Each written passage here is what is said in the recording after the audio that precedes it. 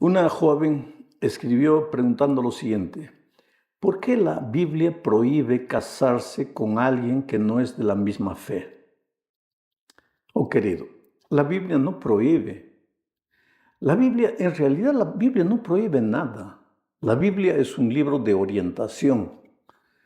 La Biblia trae las instrucciones divinas, no las prohibiciones divinas. El problema es que nosotros encaramos todo como prohibición, prohibición, prohibición. Cuando la Biblia dice, no os juntéis en yugo con los infieles, es simplemente por un motivo. Mira, para que un hogar sea feliz, el novio y la novia deben tener el mayor punto en común en los diferentes aspectos de la vida. La misma cultura, el mismo nivel social, la misma formación, la misma fe, esto es básico. ¿Quiere decir que usted está haciendo discriminación? No estoy diciendo que un rico tiene que casarse con un rico, un pobre tiene que casarse con un pobre. No. Pero para que una pareja sea feliz, tienen que tener el mayor número de puntos en común, especialmente en el asunto de la fe. Ahora, si asimismo, teniendo el mayor número de puntos en común, ya hay dificultades, la vida matrimonial ya es un desafío de adaptación y muchas veces al primer año, al segundo, tercer, cuarto año ya se están separando las parejas. Imagínate cuando no hay puntos en común entre ambos novios y llegaron al matrimonio solo llevados por la atracción física. Especialmente cuando el fundamento de la vida cristiana es la fe. Yo siempre digo, un matrimonio para tener éxito, para ser un matrimonio feliz, no tiene que tener solo dos personas, tiene que tener tres. El hombre, la mujer y Cristo, porque en la medida en que ambos amen a Cristo, se van a amar uno al otro. Pero si uno cree en Jesús y el otro no cree en Jesús, ¿cómo va a funcionar eso? Entonces el consejo divino es, hijo, yo quiero que seas feliz. Trata de buscar una persona que tenga el mayor número de puntos en común contigo, especialmente que tenga la misma fe, que amen al mismo Dios, que sirvan al mismo Dios, que tengan la misma opinión con relación a las instrucciones divinas. Porque de otro modo uno va a pensar, este consejo divino es bueno, pero el otro va a pensar, eso es una tontería, y ahí ya comienzan las divergencias. Que Dios te bendiga. Vamos hoy a la lección número 9 para el 1 de junio del año 2024. El título de la lección es El fundamento del gobierno de Dios. Mira, el propósito de esta lección es mostrar que el fundamento del gobierno de Dios está formado por los 10 eternos principios de su santa ley, y que esta ley incluye el sábado como día del Señor. Oh, querido, la salvación nada más es que el rescate de los prisioneros y los condenados por el pecado. ¿Y qué es el pecado? Es el quebrantamiento de la ley de Dios. Si no hubiera ley de Dios, no habría pecado. Y si no hay pecado, ¿qué sentido tendría la salvación? Bueno, vamos a la primera parte de este estudio. El santuario y la ley de Dios. Juan tuvo una visión escribiendo el Apocalipsis y mira lo que él observó en su visión. Apocalipsis 11, 19 dice: y el templo de Dios fue abierto en el cielo, y el arca de su pacto se veía en el templo. Y hubo relámpagos, voces, truenos, un terremoto y grande granizo. ¿Te das cuenta? Juan en su visión vio el santuario, el templo de Dios allá en el cielo. Y en el lugar santísimo estaba el arca, así como en esta tierra también, en el lugar santísimo del santuario estaba el arca. Juan vio el arca. Ahora mi pregunta es, ¿qué había dentro del arca? ¿Dónde se encontraba la ley de Dios en los tiempos de Israel? Dentro del arca. Mira lo que dice Deuteronomio capítulo 10, versículos 3 al 5. Leo. Entonces, dice Moisés, hice un arca de madera de acacia y labré 2 tablas de piedra como las primeras, siguiendo las instrucciones divinas, ¿no?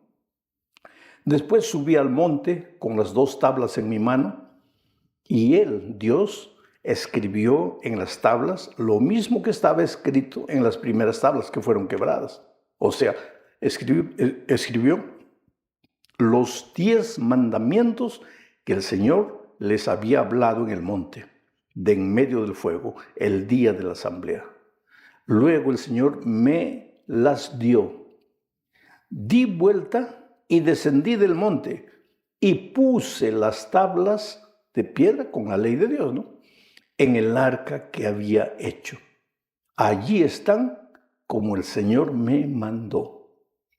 O sea, en el tiempo de Israel, Dios le ordenó a Moisés colocar las tablas de piedra dentro del arca. Las tablas de piedra donde Dios escribió los 10 mandamientos estaban dentro del arca. A donde el arca iban las tablas de piedra.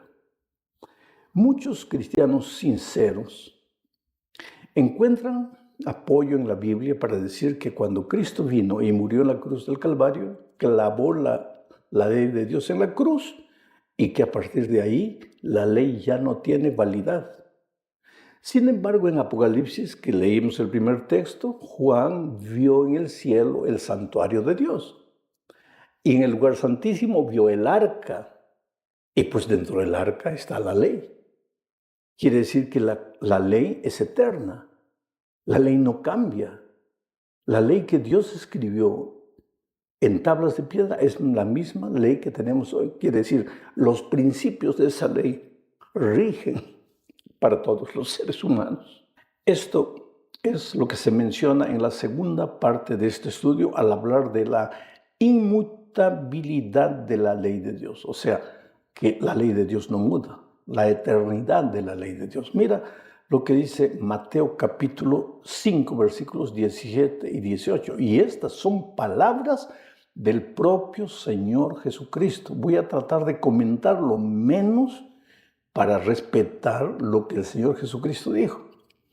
No piensen, dijo Jesús, no piensen. Así que si tú eres uno de los que piensa, ahí escucha las palabras de Jesús que te dicen, no piensen. No piensen que he venido para abrogar la ley o los profetas. Vuelvo a repetir, si tú eres alguno de los que piensa que la ley ya no tiene validad, escucha las palabras de Jesús que te dice, no piensen que he venido para abrogar la ley o los profetas. No he venido para abrogar, sino para cumplir. De cierto les digo que hasta que pasen el cielo y la tierra, ni siquiera una jota, ni una tilde pasará de la ley hasta que todo se haya cumplido. ¿Y cuándo es que todo será cumplido? Cuando el Señor Jesucristo vuelva. ¿Quiere decir que en el cielo ya no habrá ley? No estoy diciendo esto. Pero los 10 eternos principios de la ley de Dios seguirán existiendo, tal vez no con la letra que tenemos hoy. Porque te digo una cosa, si la ley es eterna, ¿qué cosa es algo eterno? Algo que no tiene principio y no tiene fin. En el cielo, cuando solo existía Lucifer y los ángeles, ¿existían los principios de la ley de Dios? Claro que sí, porque si el pecado es el quebrantamiento de la ley, y Lucifer pecó, quiere decir que él quebró la ley allá en el cielo. ¿Existían los 10 principios? Sí. ¿Cuál fue el principio que Lucifer quebró? Tal vez el principio de la lealtad, de la fidelidad, pero él quebró. Y por eso pecó. ¿Adán y Eva tenían los 10 principios? Claro que sí. La ley no había sido dada, solo fue dada en el Sinaí. Pero Adán y Eva pecaron, claro. ¿Y por qué pecaron? Porque quebrantaron la ley. En el pueblo de Israel ellos ya tenían las tablas escritas. Para el pueblo cristiano quedan todavía los principios eternos. Lo vamos a ver un poco más adelante de la ley de Dios. Y en el cielo los eternos principios seguirán vigentes. ¿Por qué? Porque la ley de Dios es el reflejo del carácter de Dios. Y si la ley de Dios desaparece, desaparece su reflejo, el reflejo de su carácter. Y si desaparece el carácter de Dios, pues desaparece Dios. No tiene sentido la existencia de Dios sin su carácter, y la ley es el reflejo de su carácter. Voy a leer algo que dijo John Wesley, predicador tremendo, famoso, poderoso del siglo XVIII. John Wesley no era adventista. La iglesia adventista ni había aparecido todavía. Mira lo que John Wesley escribió o escribieron, registraron las palabras de él en una colección de sermones publicada por Nashville TN en la ciudad de Abington, por la Abington Press en el año 1991. Esto que voy a leer está en la página 208 y 209 de ese libro. Dice así: la ley ritual o ceremonial entregada por Moisés a los hijos de Israel, que contenía todos los mandatos y las ordenanzas relacionados con los antiguos sacrificios y el servicio del templo, nuestro Señor verdaderamente vino a destruirla y disolverla y abolirla por completo. Pero la ley moral contenida en los 10 mandamientos e impuesta por los profetas no la eliminó. No fue el designio de su venida revocar ninguna parte de ella. Esta es una ley que nunca puede ser quebrantada.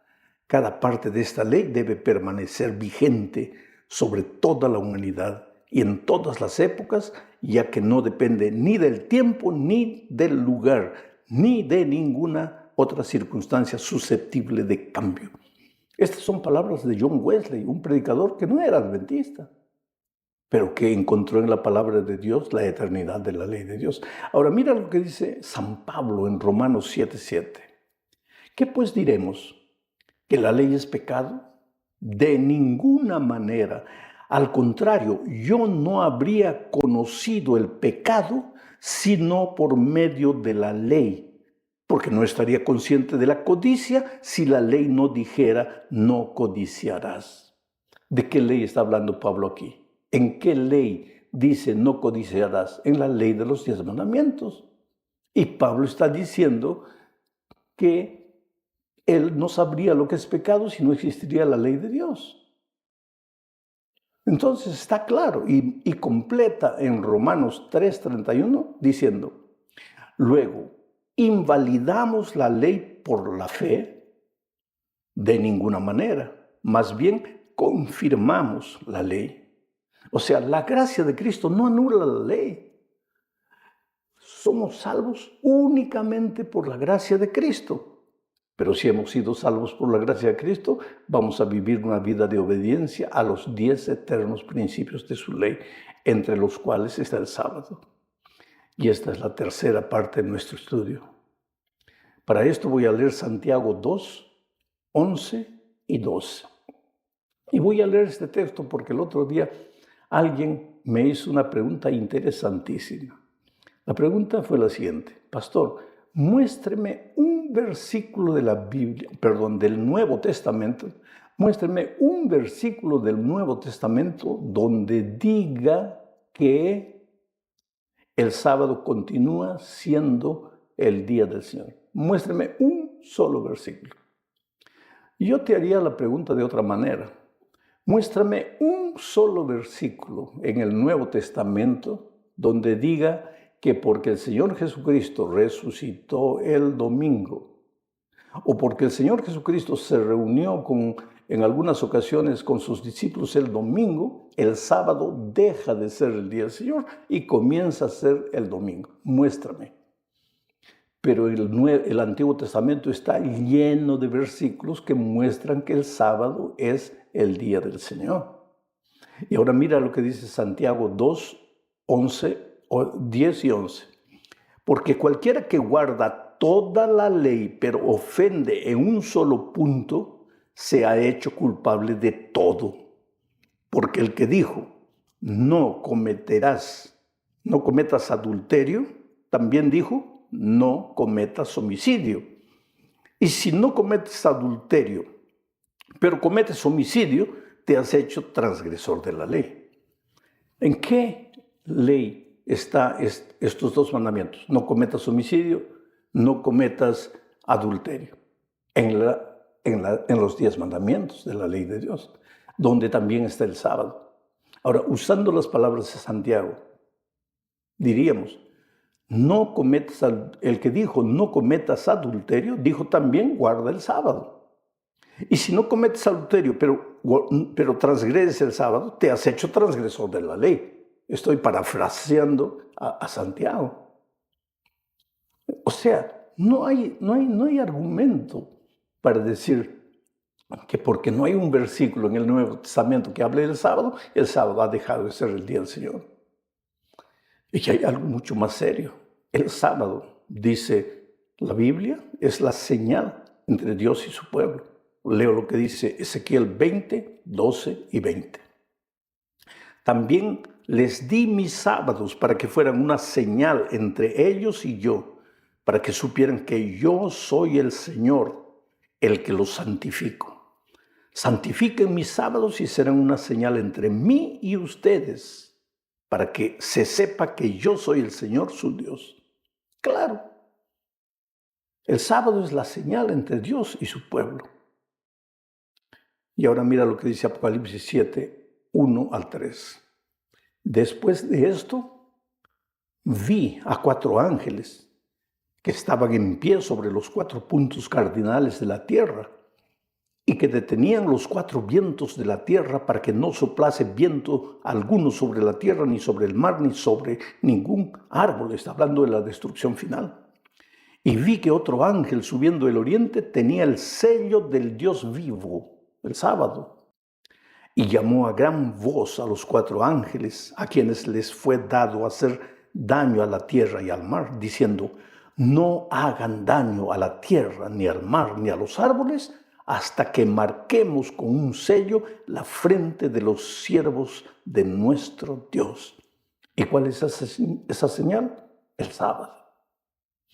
Pero querido, en la parte 4 de este estudio vemos que el diablo también tiene su marca, su señal, su sello. Mira lo que dice Apocalipsis 13, 16 y 17. Y ella está hablando de la bestia, que es uno de los símbolos del enemigo de Dios. Y ella hace que a todos, a pequeños y a grandes, a ricos y a pobres, a libres y a esclavos, se les ponga una marca en la mano derecha o en la frente, y que nadie pueda comprar ni vender, sino el que tenga la marca, es decir, el nombre de la bestia o el número de su nombre.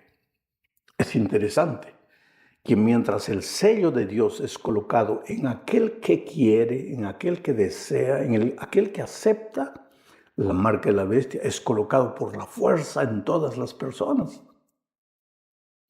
¿Y qué con relación a los que creen en Cristo? No, sobre ellos el diablo no tiene poder. Pero para tener el sello de Dios tienes que aceptar al Señor Jesús como tu Salvador. Y tienes que aceptar su palabra y sus enseñanzas. Pero el diablo no respeta libertad. Él sí fuerza a sus hijos y los marca, los identifica con su nombre. Entonces hoy día estamos en la gran batalla de los siglos. O aceptamos el sello de Dios, o aceptamos el sello del enemigo de Dios. O pertenecemos al pueblo de Dios, o pertenecemos al ejército del enemigo de Dios. Llegamos a la parte final estudiando el mensaje de los 3 ángeles. Leo Apocalipsis 14, 6 al 9. Vi a otro ángel que volaba en medio del cielo, que tenía el evangelio eterno para predicarlo a los que habitan en la tierra, a toda nación, raza y lengua y pueblo. Decía a gran voz, teman a Dios y denle gloria porque ha llegado la hora de su juicio. Adoren al que hizo los cielos y la tierra, y el mar y las fuentes de las aguas. Y siguió otro ángel, un segundo, diciendo, ha caído Babilonia la grande. Todas las naciones habían bebido del vino de la furia de su inmoralidad. Y siguió otro ángel, un tercero, diciendo a gran voz: si alguno adora a la bestia y a su imagen y recibe la marca en la frente o en la mano, él también beberá del vino del furor de Dios, que ha sido vertido puro en la copa de su ira. Esta es la advertencia final de Dios al mundo. Busca a Dios, adora a Dios, al Creador de los cielos y la tierra, porque la hora de su juicio ha llegado. En segundo lugar, sal de Babilonia, porque Babilonia está ebria con el vino de su fornicación. El vino es el jugo puro de uva fermentado. Espiritualmente, el vino son las doctrinas puras de la Biblia contaminadas, mezcladas con tradiciones humanas. ¿Cuál es el consejo divino? Sal, para que no seas marcado con el sello del enemigo. ¿Y para qué? Para que en el día en que Cristo vuelva, seas identificado con el pueblo de Dios. Que Dios te bendiga ricamente esta nueva semana de trabajo. Un abrazo, felicidades.